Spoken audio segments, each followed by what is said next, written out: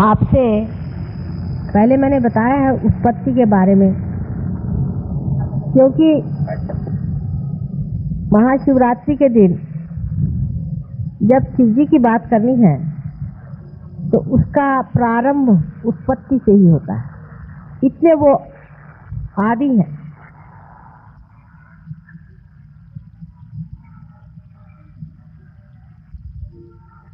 यानी परमेश्वर का जब पहला स्वरूप प्रकटित होता है यानी मैनिफेस्ट होता है, जबकि वो ब्रह्म से प्रकाशित होते हैं, उस वक्त उन्हें सदाशिव कहा जाता है। इसीलिए शिव जी जो हैं इनको आदि माना जाता है। ऐसे समझ लीजिए कि किसी वृक्ष को पूर्णतया प्रकटित होने से पहले उसका बीज देखा जाता है और इसीलिए उसको बीज स्वरूप कहना चाहिए। इसीलिए शिव जी की अत्यंत महिमा है।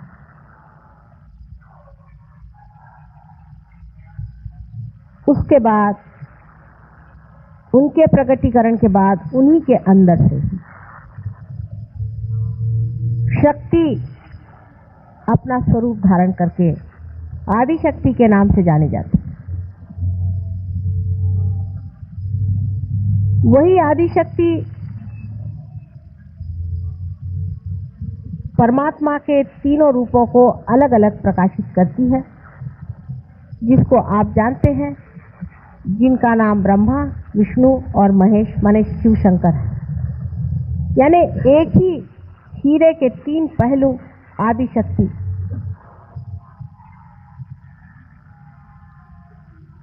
शांति है। और जब प्रलय काल में सारी सृजन की हुई सृष्टि, सारा मैनिफेस्टेड संसार विसर्जित होता है, उसी ब्रह्म में अवतरित होता है, तब भी सदाशिव बने ही रहते हैं और उनका संबंध परमात्मा के उस अंग से हमेशा ही बना रहता है जो कभी भी प्रकटीकरण नहीं होता है, जो कि एक नॉन बीइंग है। परमात्मा की जो शक्तियां प्रकट होती हैं वो बीइंग से होती हैं और जो नहीं होती हैं वो नॉन बीइंग की हमेशा बनी ही रहती है। उसमें सदाशिव का स्थान वैसा ही है जैसे एक हीरा टूट जाए, बिखर जाए, कितना भी मिट जाए, उसे कण कण भी हो जाए तो भी वो चमकता ही रहता है, कभी नष्ट नहीं होती उसकी चमक। उसी प्रकार सदाशिव का स्थान है। सदाशिव से स्थिति बनती है और संसार के सृजन में जब तक स्थिति नहीं बनेगी तब तक कोई भी सृजन नहीं हो सकता। पहले स्थिति बनाई जाती है, एग्जिस्टेंस, अस्तित्व लाना पड़ता है किसी भी चीज का। अस्तित्व सदाशिव के ही शक्ति से होता है। इस कारण सृजन में उनका वही हाथ होता है जैसे किसी बड़ी भारी हवेली में या भवन में उसके नींव का होता है, उसके फाउंडेशन का होता है। वो दिखाई नहीं देती, जो नींव होती है वो दिखाई नहीं देती है, लेकिन उसके बगैर कोई भी बिल्डिंग खड़ी नहीं रह सकती। उसी तरह सदाशिव हमारे अंदर भी हृदय में निवास करते हुए आत्मा स्वरूप होते हैं। जब तक वे अपने हृदय में आत्मा स्वरूप स्थित होते हैं तभी तक हमारा इस संसार में जीवन चलता है। जिस दिन वो अपनी आंखें मूंद लेते हैं उसी दिन हम लोग खत्म हो जाते हैं, इस दुनिया से हम निकल जाते हैं और हमारी स्थिति परलोक में हो जाती है। शिव जी, आप जानते हैं कि हमारे सूर्य नाड़ी पर वास करते हैं, चंद्र नाड़ी पर वास करते हैं और चंद्र नाड़ी पर बैठे हुए वे स्थिति का सारा कार्य अपने अंदर करते ही हैं। लेकिन हमारा जो प्राण है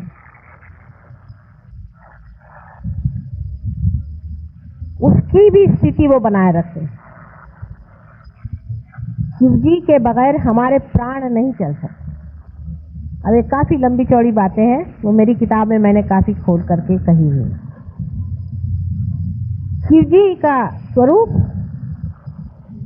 वे एक परम सन्यासी हैं। जैसे कि परमात्मा का एक स्वरूप है कि वो अंदर से संन्यास्त है,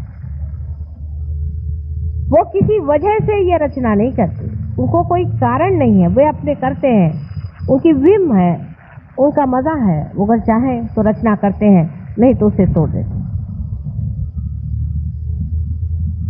एक संन्यास्त आदमी संसार में जो बहुत से विराजते हैं वे उनके प्रतीक हैं। मेरे संन्यास से अर्थ जो दुनिया में माना जाता है उससे नहीं है, आप सब जानते हैं। संन्यास उसे कहना चाहिए जो आदमी सेल्फ रियलाइज होकर के उस दशा में पहुंच गया है जहां वो साक्षी है। अंदर से वो संन्यास्त होता है, बाहर से सारे संसार में रहते हुए भी वो महान सन्यासी होता है। उसमें कुछ किसी से बताना नहीं पड़ता कि मैं सन्यासी हूं, मैंने सन्यास ले लिया है। लेकिन जो अंदर से मन हमारे अंदर सन्यास ले लेता है, जो अंदर से संन्यास्त हो जाता है, वो स्वरूप श्री शिव का है।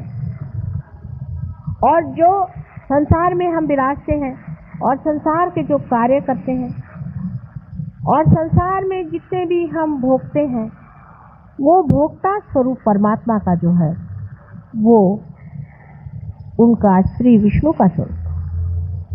इसलिए विष्णु के स्वरूप में वो भोक्ता है, शिव जी के स्वरूप में वो संन्यास, और ब्रह्मा के स्वरूप में वो सृजन करने वाले, सृजन कार्य करने वाले करता है। इस सन्यासी के और दृष्टि करने से एक अजीब सी चीज दिखाई देती है कि नील वर्ण का इनका शरीर, क्योंकि ये चंद्रमा के लाइन पे बैठे हुए हैं, इनके गले में हाथ में सर्प लपटे हुए हैं, इनका सारा ही अलंकार सर्पों से हो जाता है। सर्प शीतल होते हैं, शांत होते हैं, दाहकता को पीते हैं, और वो अपने ऊपर सर्प को पाले हुए हैं। माने संसार का जितना भी दुष्ट, जितना भी विपरीत, जितना भी डंक, जितनी भी जबरदस्त चीजें संसार को नष्ट करने वाली हैं, सबको अपने शरीर में समाये हैं। दुनिया भर का गरल वो पिए हुए अपने, आप जानते ही हैं कि उन्होंने गरल को शुरू में ही सारा पी लिया, और जो कुछ भी गरल संसार का होता है वो अपने अंदर पीकर संसार को ठंडा रखते, संसार को सुख देते। जो कुछ भी मर जाती है चीज, खत्म हो जाती है, वो सारी ही उनके राज्य में जाकर बसती। और जो बेकार के लोग होते हैं, जो महादुष्ट होते हैं, उनके कारागार भी उन्हीं के चरण धूलि से बंद हो जाते। वे लोग बंदिश होते हैं शिव जी की कृपा। उनके सर पे चंद्रमा का राज्य है। चंद्रमा स्वतः लक्ष्मी के भाई हैं और इसीलिए कहा जाता है कि अपने साले को उन्होंने अपने सर पे रख लिया है। बहुत ही उनका अजीब सा वर्णन कवियों ने किया हुआ है और बहुत सुंदर उनके सर पे गंगा का बोझा उन्होंने उठाया हुआ है। माने वो सबका गर्व हरण करने वाली गंगा जैसी गर्भवती को भी उन्होंने अपने जटा में बांध लिया। इतनी उनकी जटाएं जबरदस्त हैं। मनुष्य में जो अहंकार होता है उसे भी वो अपने अंदर पी लेते हैं और इसी प्रकार वो संसार की अहंकारी लोगों से रक्षा करते। वो अतुलनीय है, उनका कोई वर्णन शब्दों में नहीं कर सकते, लेकिन उनके अंदर एक बहुत बड़ा, एक बहुत ही असाधारण एक शक्ति है जो किसी भी देव देवताओं में नहीं है। वो है क्षमा की शक्ति। वे दुष्ट से दुष्ट महादुष्ट को भी क्षमा कर सकते हैं। जिन्हें गणेश जी क्षमा नहीं कर सकते, जिन्हें यीशु मसीह नहीं क्षमा कर सकते, उनको भी सदाशिव क्षमा कर सकते हैं। इसीलिए हमेशा जब भी क्षमा मांगनी होती है, बोलायचं नाही ध्यानाच्या वेळेला कृपा करून, जब भी क्षमा मांगनी होती है तो उन्हीं से क्षमा मांगी जाती है, क्योंकि कुछ कुछ ऐसी बातें हैं जिसे गणेश बिल्कुल नहीं क्षमा कर सकते। जिसे कि हम कहते हैं कि सिन अगेंस्ट मदर, माँ के खिलाफ कोई सा भी पाप करना, जितने भी सेक्स के पाप हैं उसको श्री गणेश कभी भी नहीं माफ सकते, कभी नहीं कर सकते। उनको बहुत मुश्किल है मनाना। जीसस क्राइस्ट भी नहीं कर सकते, कभी भी नहीं कर सकते। उनके लिए सिर्फ महादेव, श्री शंकर समर्थ हैं। उनकी बात को ये दोनों भी नहीं टाल सकते, इसलिए उनकी आराधना करनी चाहिए। आश्चर्य की बात है कि महाशिवरात्रि के दिन लोग उपवास क्यों करते हैं। मेरी कुछ समझ में नहीं आता कि ये प्रथा कौन से आधार पर बनाई गई। या तो किसी 420 लोगों ने शास्त्रों में ये बात लिख दी गई। आज के दिन उन्होंने गरल किया था और आपको भी आज के दिन हर चीज खाने की इजाजत है कि आज आप गरल भी पी लें। तो आज आपने बराबर निकाल लिया कि आज तो हम उपवास करेंगे। मेरा आज इतने जोर से हृदय चक्र से खिंचाव पड़ रहा है। जिस सहज योगी ने आज उपवास किया है, मेरे हृदय चक्र को खींचे जा रहा है। अंधाकरण नहीं करना चाहिए सहज योगियों को। सोच लेना चाहिए कि जो दिन बड़ा ही सेलिब्रेशन का, जिन्होंने गरल पी करके संसार में विजय प्राप्त की, उस शिव जी का जब इतना बड़ा महोत्सव है, उस दिन भूखा मरना किसने बताया है। जिस दिन मनुष्य खुश होता है उस दिन ज्यादा ही खाता है। आज तो 2 रोटी ज्यादा खाने का दिन है, आज सबने उपवास करके रखा हुआ है और इसलिए शिव जी सबसे नाराज हैं। और इस चीज को शिव जी भी नहीं माफ कर सकते। तो हो गया आप लोगों का कल्याण। तभी आजकल सब दूर इतने बड़े बड़े शिव भक्तों के पहले हार्ट अटैक आता है।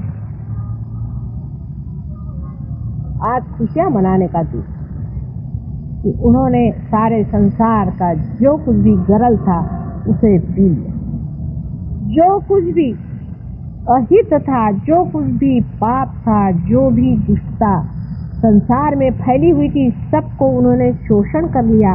ऐसे शिव जी के महान दिवस पर्व में हमको इस तरह से मनहूस काम करना नहीं चाहिए। अगर हम किसी के जन्म दिवस पर उपवास करते हैं तो उसके मरने पर हम लोग क्या खाना खाएंगे? सब उल्टा कारभार हमारे यहाँ चलता है। कोई मरता है तब ब्राह्मण बैठ के खाना खाते हैं। जब कोई जन्म होता है तो सब लोग बैठ के उपवास करते घर वाले। कैसे समझाया जाए? कौन से शास्त्र में इसका आधार है। और शास्त्रों में भी महामूर्खों ने इस तरह की चीजें भर दी हैं। जिसको देखो उससे अपने शास्त्रों में दुनिया भर का अत्याचार करते। एक सोच समझ रखना चाहिए कि आज के दिन उपवास का क्या अर्थ है। सब लोग मिठाई खाएं, क्योंकि आज ये मंदिरों में बैठे हुए लोग मिठाई खाना चाहते तो मिठाई चढ़ाई जाए। अभी रात भर भंग पिएंगे बैठकर और चरस खाएंगे और कहेंगे कि शिवजी खाते थे तो हम भी खा रहे हैं चरस और भंग। शिवजी तो इसलिए खाते हैं चरस और भंग कि उनको जब सबकॉन्शियस में जाना पड़ता है तो वो उसे खाते हैं, चाहे जिसे भी खा ले, उनको क्या मतलब है। मान लीजिए कि एरोप्लेन है, उससे आपको कहीं जाना हो तो आपको पहले पायलट तो होना चाहिए। जो वो भंग पी करके और चरस खा के शिवजी नहीं हो सकते, वो तो शिवजी ही हैं जिन्होंने गरल पी लिया, और वो हैं जो दुनिया भर के भंग पी करके संसार के जितने भी भंग है उनका शोषण कर रहे हैं। क्या कि ये भंग कहाँ डंप की जाए, तो उनके अंदर भर दी जाती कि भाई चलो तुम स्थिति हो, तुम पी लो, तुम गरल पी लो, तुम भंग पी लो। तो चले सब लोग भंग पीने आज, क्या आज भंग पी के सब लोग शिवजी हो रहा है। आप में से कितने लोग शिवजी के पांव के धूल के बराबर हैं। वो तो भंग इसलिए पीते हैं कि उनके अंदर रखा ही जाता है सारा भंग का स्टोर। संसार में भंग होती ही है, राक्षस भी होते हैं, दुष्ट भी होते हैं, इनको कहाँ रखा जाए। घर के अंदर आपके यहाँ अगर कोई ऐसी चीज हो तो उसको रखने की कोई व्यवस्था होनी चाहिए। शिवजी ने कहा लाओ मैं सब दुनिया भर का गरल पीता हूँ, इसलिए उनके पास ये चीज स्टोर रखी हुई कि भाई तुम रखे रहो। तो आप लोग जो उनके नाम से भंग और चरस पीते हैं, इनसे बड़े महामूर्ख संसार में कोई है। एक सोचना चाहिए सहज योगियों के लिए कि आपको आज तक वाइब्रेशन तो कभी आए नहीं, आपने कभी जाना नहीं कि ये चीज क्या है, ये क्या आपके अंदर से बह रहा है, ये क्या आपके अंदर होना, कुछ अभिनव चीज, कोई बड़ी भारी चीज, कोई विशेष रूप की चीज। फिर अपने विचार भी बदलने चाहिए, अपनी आदतें भी बदलनी चाहिए। हमेशा इस तरह से उल्टी बात हम क्यों करते हैं, मेरी समझ में नहीं आती। और हर एक उल्टी बात ऐसी उल्टी बैठती है कि उससे शिवजी तो उठ ही गए इस संसार से, और उनको फिर से बिठाना मुश्किल हो जाता है। और अगर ज्यादा देर खड़े रहे तो तांडव शुरू कर देंगे, उनका कोई ठिकाना नहीं। इसलिए सब लोग विचार पूर्वक समझ करके और चले। आज उनका महान, बहुत महान दिवस है। आज से प्रॉमिस करें कि अगले महाशिवरात्रि से बहुत बड़ा उत्सव मनाया जाएगा, उनका गुणगान किया जाएगा। आपको हो सकता है कि विष्णु जी जैसे नहीं उनको पसंद अलंकार, उनके अलंकार और हैं, उनके लिए आप बबूत लगाइए, दुनिया भर की राख उन पे चढ़ा सकते हैं आप, उस सब चीज को वो तैयार है। लेकिन उन्होंने उपवास करने की बात कही हो ये तो मुझे पता ही नहीं। व्रत करना शब्द ही बदल गया, व्रत का मतलब उपवास करना हो गया। ऐसे वक्त करना चाहिए जैसे जिस टाइम रामचंद्र जी वनवास गए तब व्रत करना चाहिए। जब रिपेंटेंस की बात हो, जब पश्चाताप हो रहा हो, उस समय का उपवास समझ में आता है। अब क्या आपको पश्चाताप हो रहा है क्या कि उन्होंने गरल पी लिया? सोचने की बात है। सारे संसार के विपद, सारे संसार की आफतें, सारे संसार का गरल आज के महान दिवस में उन्हें पीते, इसलिए आज को महाशिवरात्रि कहते हैं। सारी रात उन्होंने ले लिया अपने रात्रि का जितना भी उनका, जितना भी डार्कनेस संसार की है उसको उन्होंने अपने अंदर समाया। अब मैं आपके लिए कोई फोर्स तो करती नहीं हूँ, लेकिन आप करके देखिए, अभी आप निश्चय करें इसी वक्त कि अगले महाशिवरात्रि से हम उपवास बिल्कुल नहीं करेंगे, और वाइब्रेशन देखिए कितने जोर से आते हैं। और माफी मांगिए।